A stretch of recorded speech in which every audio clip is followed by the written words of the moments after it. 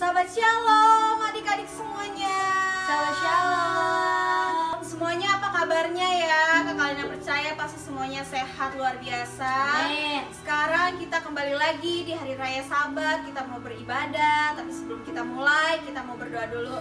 Yang mau dipimpin sama Kakak Putri. Oke semuanya, sekarang kita mau berdoa. Semuanya sikap berdoa ya. Angkat tangannya, tutup mata, mari kita berdoa. Bapak yang Elohim, namanya Yesus, terima kasih Bapak. Kami ucap syukur karena Kau telah mengumpulkan kami semua hari ini dalam keadaan baik dan tidak kekurangan suatu apapun. Tuhan, sebentar lagi kami mau ibadah Sabat. Tuhan berkati dari awal, pertengahan hingga akhir agar berjalan dengan baik dan lancar. Semuanya untuk kemuliaan nama-Mu saja. Dan nama Yesus Al-Masih, haleluya, amin.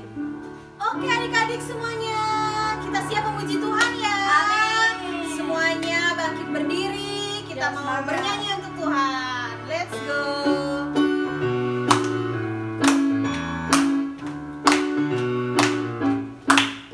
Yesuslah pokok dan Kitalah caranya, tinggallah di dalamnya. Yesuslah pokok dan Kitalah caranya, tinggallah di dalamnya. Yesuslah pokok dan Kitalah caranya, tinggallah di dalamnya. Pastilah kau akan berbuah. Yesus cintaku, ku cinta kau, kau cinta dia. Yesus cintaku, ku cinta kau, kau cinta dia. Yesuslah pokok dan Kitalah caranya, tinggallah di dalamnya. Yesuslah pokok dan Kitalah caranya, tinggallah di dalamnya. Yesuslah pokok dan Kitalah caranya, tinggallah di dalamnya. Pastilah kau akan berbuah. Pastilah kau akan berbuah.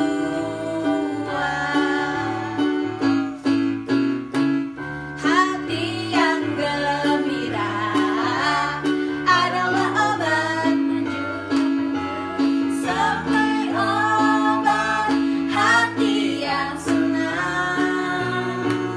Tapi semangat yang patah, kering dan tulang dari kepala sampai kaki. Hati yang gembira, Yesus, sekali lagi ya. Hati yang gembira adalah obat yang manjur seperti obat hati yang senang. Tapi semangat yang patah, keringkan tulang dari kepala sampai kaki. Hati yang gembira, Yesus senang. Hati yang gembira, hati yang gembira, Yesus senang.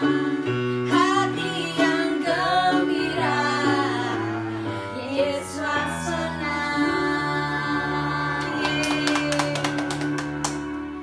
Oke adik-adik, sekarang kita sudah mau memasuki firman Tuhan. Tapi sebelumnya kita mau menyembah Tuhan dulu.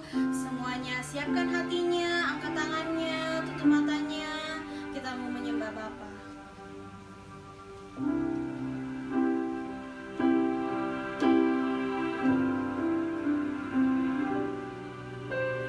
Ku tak membawa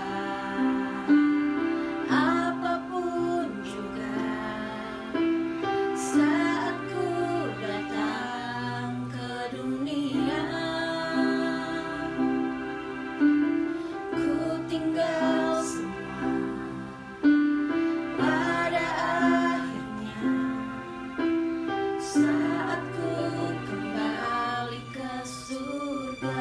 Ku tak membawa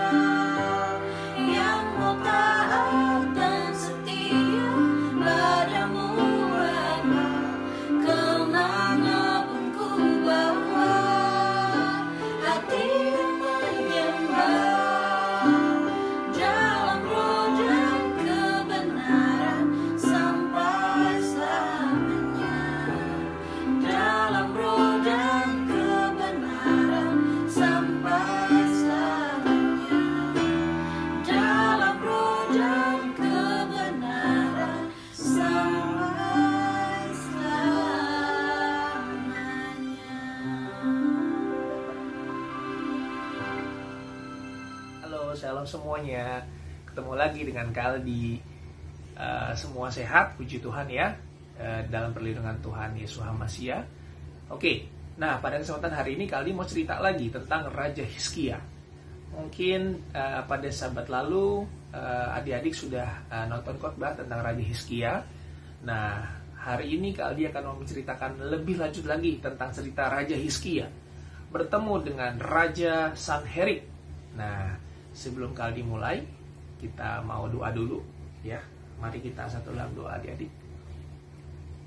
Bapak Yahweh Elohim, Bishim Yeshua Mashiach, Tuhan terima kasih.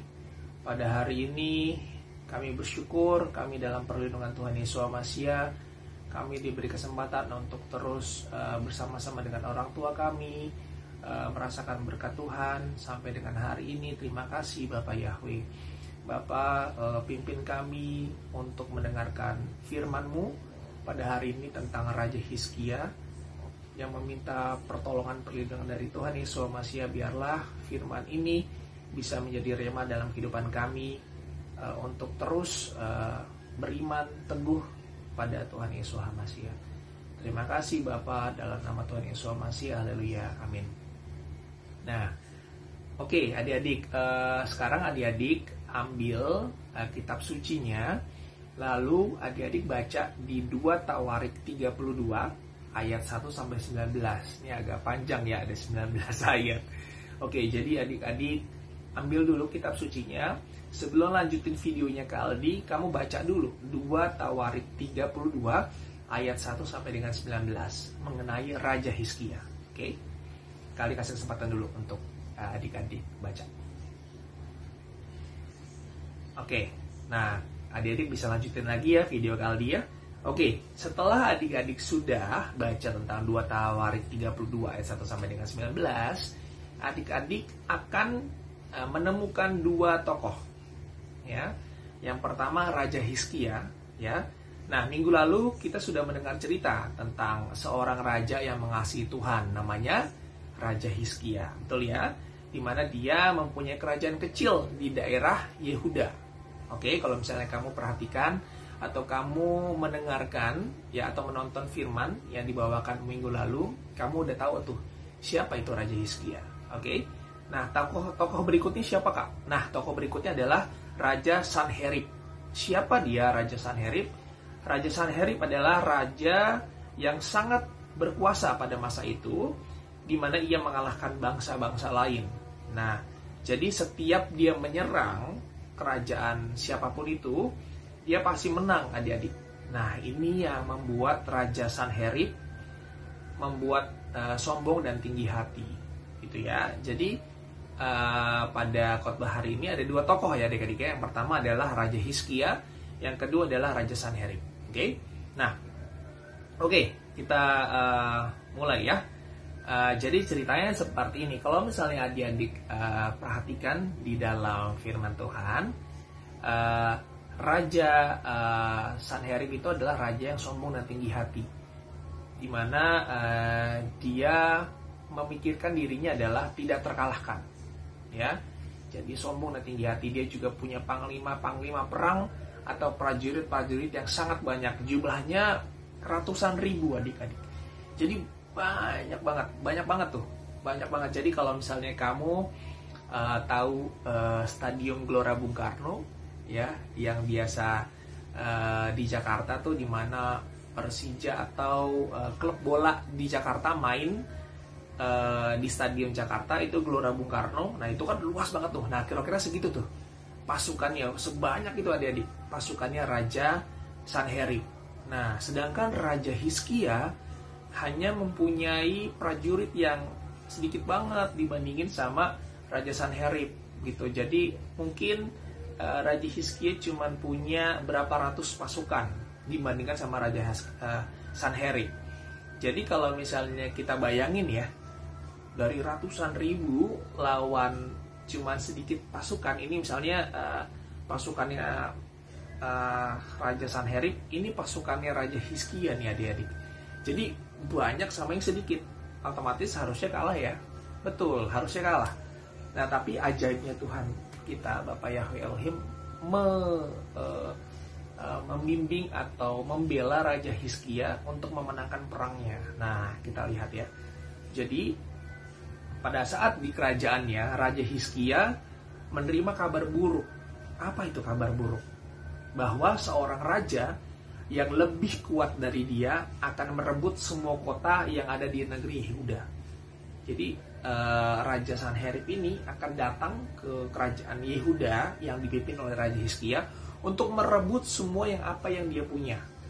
Apa sih yang dia punya ya?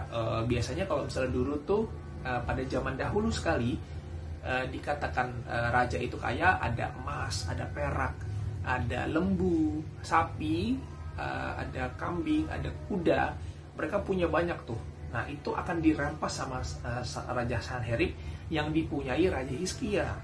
Itu tujuannya Raja Sanherib untuk datang ke negeri-negeri untuk mengambil kekayaan yang dipunyai itu gitu. Nah, oke. Lalu apa yang harus dilakukan Hizkia? Apa yang dia lakukan? Strategi apa yang dilakukan? Rencana apa yang dilakukan Raja Hizkia untuk dapat mengalahkan Raja Sanherib? Ya, oke. Ini yang dilakukan. Jadi Raja Hizkia memberi perintah ya, adik-adik tahu ya, kepada semua panglima atau prajurit yang ada di Yerusalem untuk berkumpul nih. Jadi Raja Hizkia bilang, semua panglima saya mau ada di tempat saya untuk kita membuat rencana atau strategi. Akhirnya mereka kumpul nih adik-adik. Oke, setelah kumpul Raja Hizkia bilang, dia berkata, orang prajurit Sanherib itu pasti akan menuju ke Yehuda dengan berjalan kaki. Jadi kalau misalnya dulu tuh kan nggak ada transportasi adik-adik ya. Salah satunya kalau misalnya mereka berpindah satu tempat ke tempat lain jalan kaki, atau mereka naik kereta kuda. Nah itu pilihannya. Nah otomatis kalau dengan beratus ribu pasukannya, pasti mereka akan jalan kaki dari tempat sini ke tempat yang lain. Nah, akhirnya mereka jalan kaki. Jadi Raja Hizkia mikir, oh mereka akan jalan kaki. Mereka akan berjalan di siang hari, terik matahari yang panas sekali. Ya itu kan padang gurun adik-adik. Padang gurun tuh jadi tanah itu jarang sekali pohon, jarang sekali ada air. Jadi semuanya tuh cuma tanah doang, nggak ada bangunan, nggak ada pepohonan, nggak ada, cuman tanah gersang kayak lapangan bola gitu doang. Jadi mereka akan berjalan tuh di situ setiap hari untuk menuju ke tempatnya Raja Hizkia. Nah itu mereka akan melewati dengan panas terik matahari ya adik-adik. Tidak ada mata air, tidak ada pepohonan dan lain sebagainya. Jadi benar-benar yang perjalanan jauh. Nah di situ mereka pasti akan kehausan, ya pasti haus, pengen minum, pasti lelah, pasti nyari air minum. Ya kan, jadi kalau misalnya kita pasti capek, misalnya kita lari nih, atau kita habis jalan-jalan ke mall, pasti apa? Kita haus, pengen beli minum, gitu kan? Nah, jadi Raja Hizkia memerintahkan untuk para panglimanya, panglima tuh para prajurit, orang-orangnya Raja Hizkia itu untuk menutup semua mata air yang ada di tembok kota Yerusalem. Jadi mata air itu kan turun dari pegunungan adik-adik ya. Nah di situ ditutup nih. Jadi air mau turun ini ditutup gitu. Ditutup di bendung. Jadi ditutup di bendung lah. Gitu. Jadi nanti ada bendungan. Namanya bendungan tuh. Jadi air yang ditutup jadi bendungan gitu. Nah, bendungan tuh mirip-mirip kayak kolam renang deh. Gitu ya. Jadi menampung airnya di situ. Nah jadi airnya nggak turun ke bawah adik-adik. Jadi mata airnya ditutup sama Raja Hizkia untuk tidak turun ke bawah untuk menjadi mata air, menjadi fasilitas untuk prajuritnya Raja Sanherib untuk minum. Jadi ditutup. Jadi airnya nggak ngalir di bawah. Nah berarti prajuritnya Raja Sanherib nggak bisa minum karena ditutup. Nah, jadi semuanya ditutup tuh. Yang satu ditutup, kedua ditutup, ketiga ditutup, keempat ditutup. Jadi benar-benar yang di padang gurunnya nggak ada air sama sekali. Jadi otomatis mereka akan kehausan, mereka nggak bisa minum, otomatis tenaganya nggak ada, capek, letih, untuk berperang nggak ada tenaganya, gitu. Atau mungkin mereka akan bisa mati kehausan loh, gitu. Nah, jadi kemudian setelah itu, jadi satu ya, Raja Hizkia menutup mata air, ya. Yang kedua adalah mereka memperbaiki tembok Yerusalem. Jadi kalau misalnya kerajaan itu ada temboknya, adik-adik. Jadi ada tembok, ini kerajaan ya. Ini biasanya ada tembok nih. Nah, temboknya ini untuk menahan prajurit datang untuk nggak bisa masuk. Nah, temboknya itu diperkuat. Diperkuat apa ya? Dibangun, apa ya? Dipertebal. Jadi kalau misalnya ditimpuk batu api atau misalnya digedor-gedor itu nggak bisa. Nah, jadi memang diperkuat. Temboknya diperbaiki. Terus habis itu yang ketiga, Raja Hizkia menyuruh alat-alat persenjataan itu disiapin. Jadi yang disiapin apa aja? Lembing itu tombak dan perisai. Jadi kalau misalnya mau perang itu ada senjatanya, entah itu pedang ya atau tombak, adik-adik. Nah, istilah masih dia perisai. Jadi kalau misalnya perang tuh gini.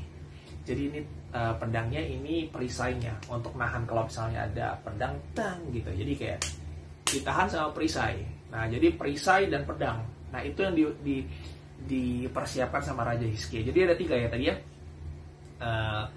Yang dilakukan Raja Hizkia untuk membendung atau menahan prajurit dari Raja Sanherib. Yang pertama tadi apa? Menutup mata air. Jadi mereka untuk jalan ke tempatnya Raja Hizkia nggak ada minum, ya, nggak ada mata air, nggak ada air yang buat diminum. Jadi semua mata airnya ditutup. Yang kedua adalah mereka membangun tembok untuk memperkuat, untuk memperkokoh bentengnya dia. Jadi membangun, ditinggiin, disampingin gitu adik-adik. Yang ketiga adalah mempersenjatai prajuritnya. Jadi mereka bikin perisai, mereka bikin pedang, mereka bikin selain pedang mereka tombak. Jadi mereka bikin tombak, bikin pedang, sama bikin perisai. Nah, itu tuh. Jadi ada 3 hal yang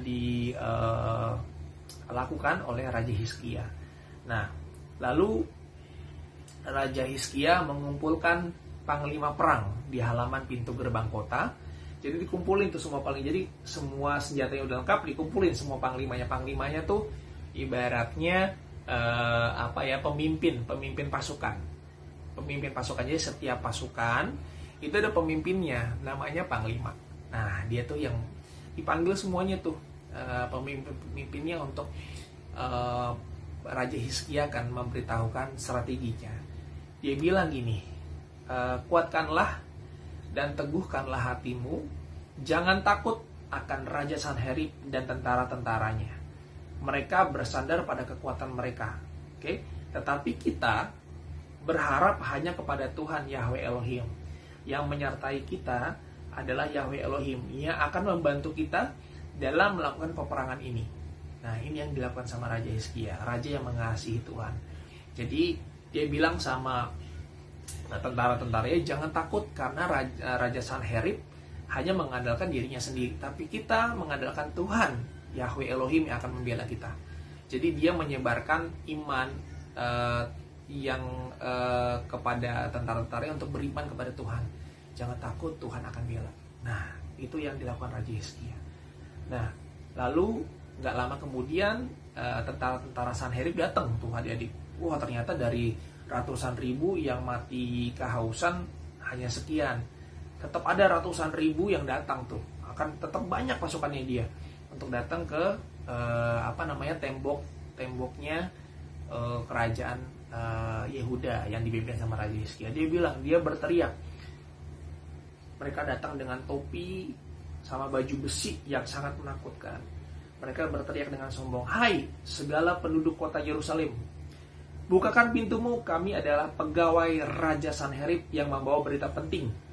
Gitu ya. Tapi karena semua penduduknya sudah diketahui, jangan ada yang bukain pintu. Kita harus waspada. Makanya nggak ada yang bukain pintu adik-adik. Sampai dengan malam hari.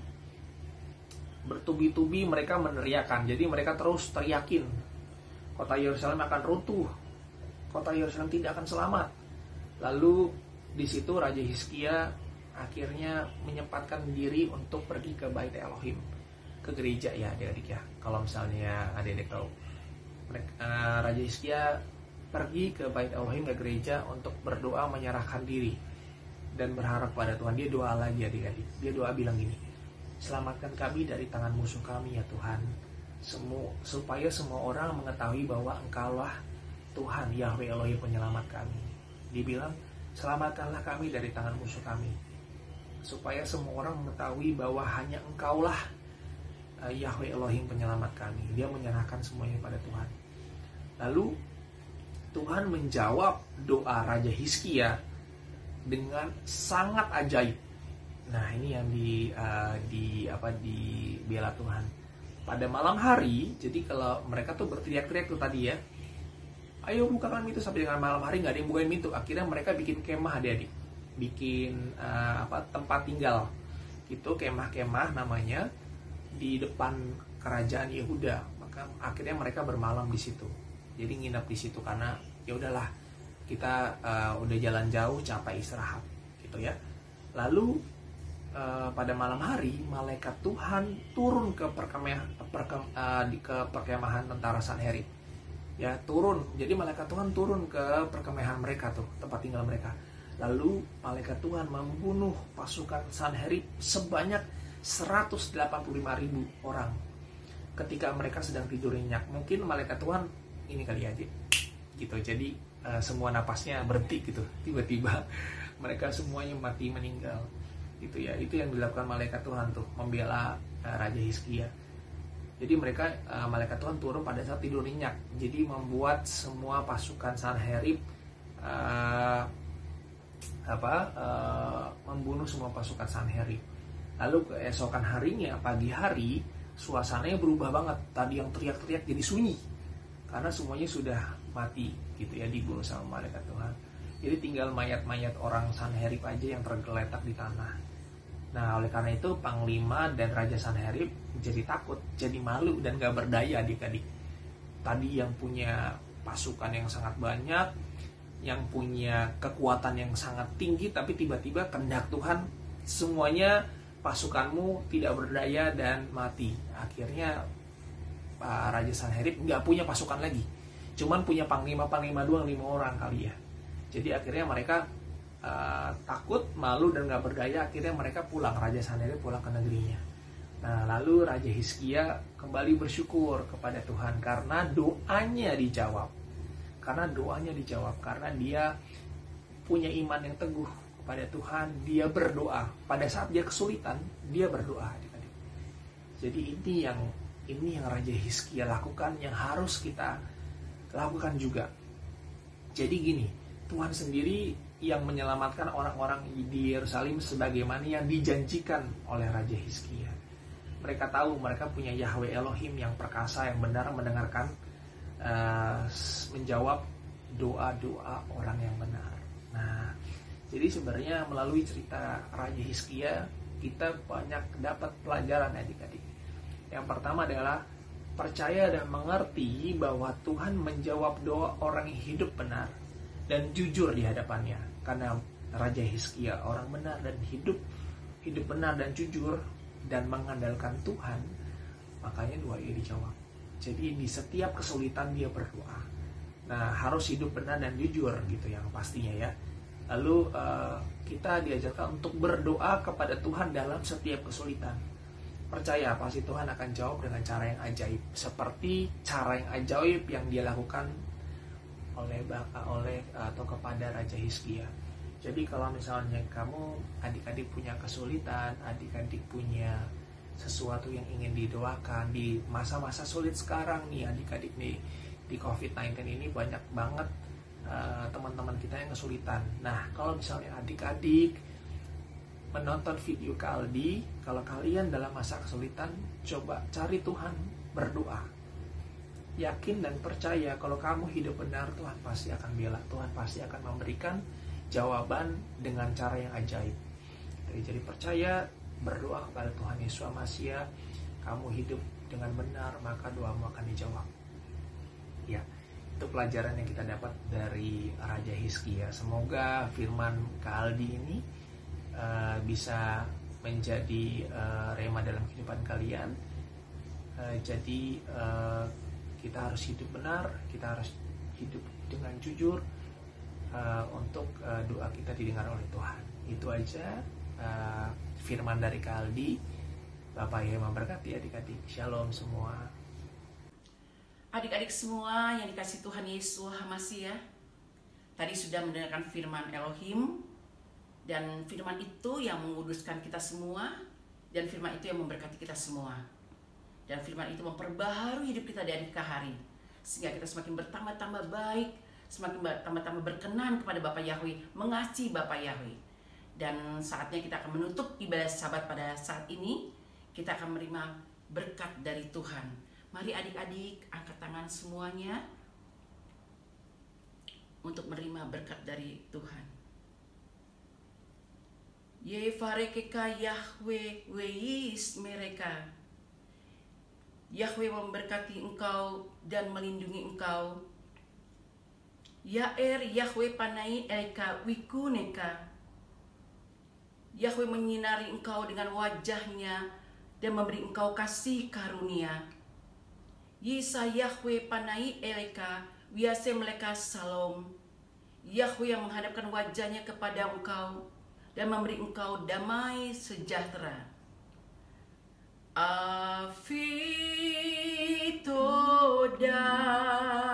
Rabba Afitoda Rabba Afi Seba Sama